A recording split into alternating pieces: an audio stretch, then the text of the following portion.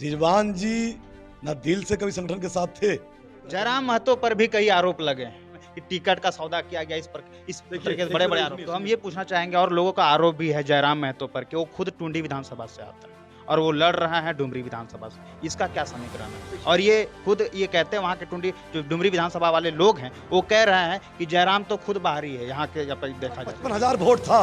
हम लोग चाहते तो वहाँ कई करोड़ का डील करके जो है हम लोग उम्मीदवार बना सकते थे, लेकिन हम लोग उम्मीदवार किसको बनाए? तो हमारे संघर्ष के साथी थे। 25 साल का नौजवान बेरोजगार, 4 विधायक, 5 विधायक, 6 विधायक।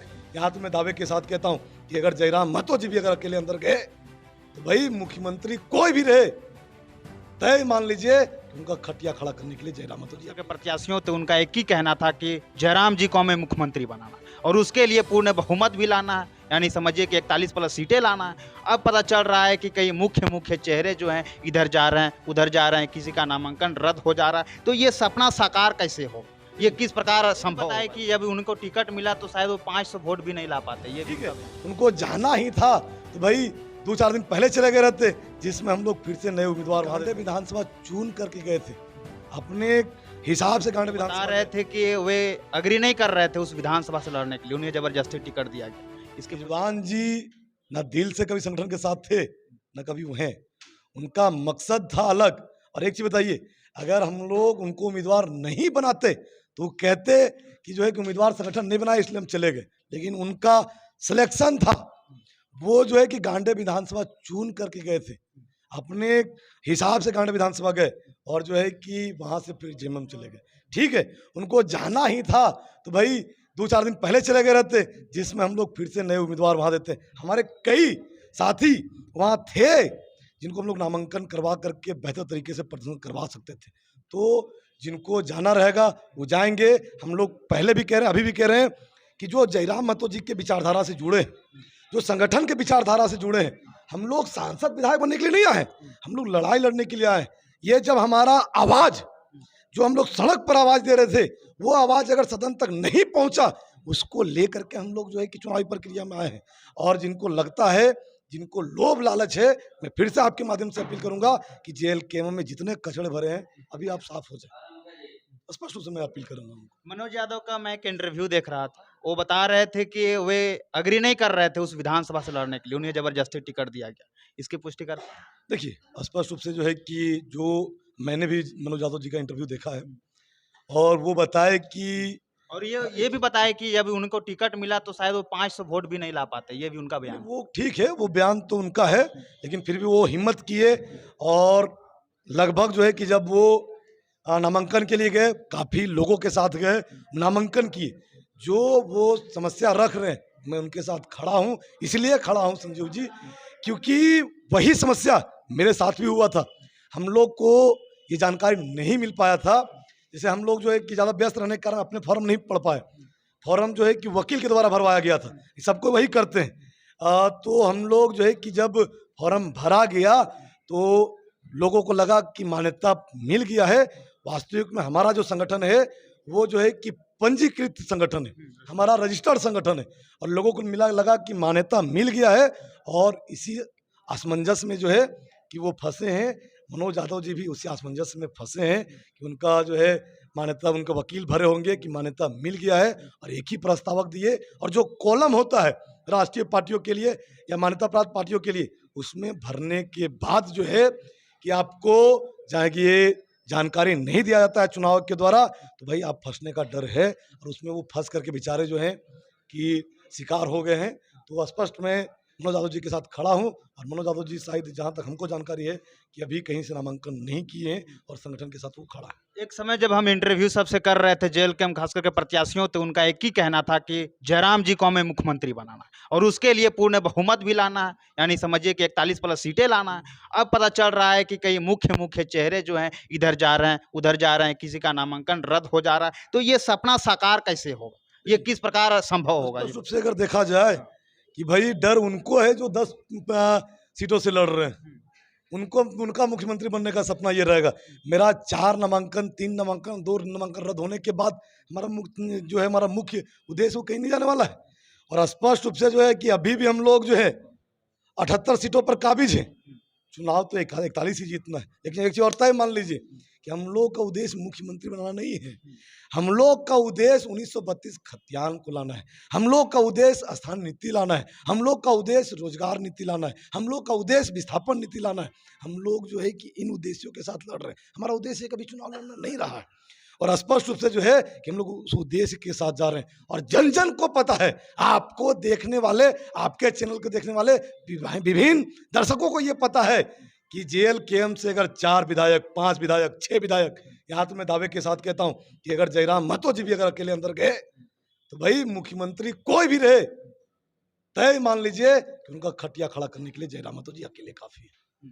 आरोपों का जो है सिलसिला भी जारी है, जैसे सरगर्मी बढ़ते जा रहा है। एकदम। जयराम महतो पर भी कई आरोप लगे हैं, शायद उस आरोप से आप वाकिफ होंगे, इसके बारे में कि टिकट का सौदा किया गया, इस तरह के बड़े बड़े आरोप लगे। सुनिए, अब मैं दावे के साथ कहता हूँ, अगर जयराम महतो जी टिकट का सौदा किए होते तो यहाँ से उम्मीदवार कई लाइन में लगे थे। सदर विधानसभा से उदय मेहता को उम्मीदवार नहीं बनाया गया रहता। इस बरकट्ठा विधानसभा से महेंद्र प्रसाद मंडल जी को बनाया गया, आपको पता होगा। जो उसके बाद आप रामगढ़ चले जाएं, रामगढ़ में लोकसभा हमारा 55,000 वोट था। हम लोग चाहते तो वहाँ कई करोड़ का डील करके जो है कि हम लोग उम्मीदवार बना सकते थे, लेकिन हम लोग उम्मीदवार किसको बनाए? जो हमारे संघर्ष के साथी थे, 25 साल का नौजवान बेरोजगार पनेश्वर को बनाए। हम लोग चाहते तो मांडू हमारा जीता हुआ सीट था, हम लोग सीट से तुलना करके कई दिग्गज जो हमारे साथ आने के लिए तैयार थे, तो उसको हम लोग वहाँ हम लोग बिहारी महतो को उम्मीदवार नहीं बनाते। स्पष्ट रूप से ये तय है कि भाई जिनको जयराम महतो जी का एक ही कथन था कि भाई हमारे पुराने कार्यकर्ता ही लड़ेंगे, भले चुनाव कुछ भी हो, लेकिन कार्यकर्ता आजीवन मेरा कार्यकर्ता रहेगा। बाहर से आने वाले लोग को अगर हम टिकट देते हैं तो अगर चुनाव लड़ेगा उसके बाद साइड हो जाएगा, लेकिन अपने कार्यकर्ता को हम टिकट देते हैं तो आजीवन हमारा कार्यकर्ता बन करके रहेगा। और इसी नियम पर वो चले हैं। लगभग जगह जितने हॉट सीट थे, क्या जरूरी था कि हमको ये पूजा दीदी को देना? भाई हम लोग और लोग दे सकते थे ना गोमिया में।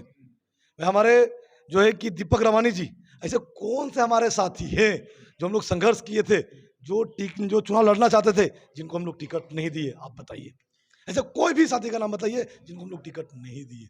करिए तो सभी देख रहे हैं, लेकिन आपने एक चीज का जिक्र किया, बाहरी का भीतरी का जिक्र किया आपने थोड़ा सा, तो हम ये पूछना चाहेंगे, और लोगों का आरोप भी है जयराम महतो पर कि वो खुद टुंडी विधानसभा से आता है और वो लड़ रहा है डुमरी विधानसभा से। इसका क्या समीकरण है? और ये खुद ये कहते हैं, वहाँ के टुंडी जो डुमरी विधानसभा वाले लोग हैं वो कह रहे हैं कि जयराम तो खुद बाहरी है यहाँ के, यहाँ पर देखा जाए तो। ये बताइए, जो वहाँ माननीय पूर्व मंत्री स्वर्गीय जगन्नाथ महतो जी थे, उनका घर कहाँ था भैया?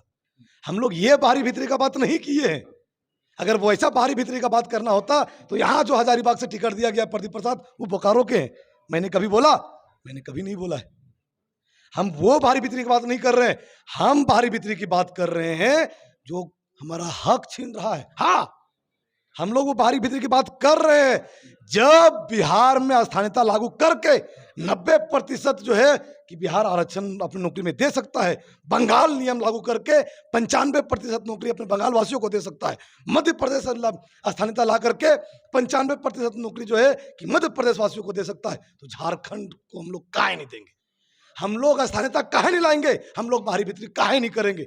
जब हमारे लोग बिहार में जाते हैं, एडमिट कार्ड छीन करके फाड़ दिया जाता है, हमको कहते हैं कि बाहरी भीतरी कर रहे हैं। नहीं, हम लोग तो भैया संरक्षण दे रहे हैं। अगर आप एक रोजगार देखे होंगे, एक जो जॉब था भैया, राजस्थान से 150 लोग आकर के जो है CHO का था, राजस्थान से 195 लोग जो है कि आकर के फ्रंट सीट में नौकरी ले चल गए, मात्र 400 में।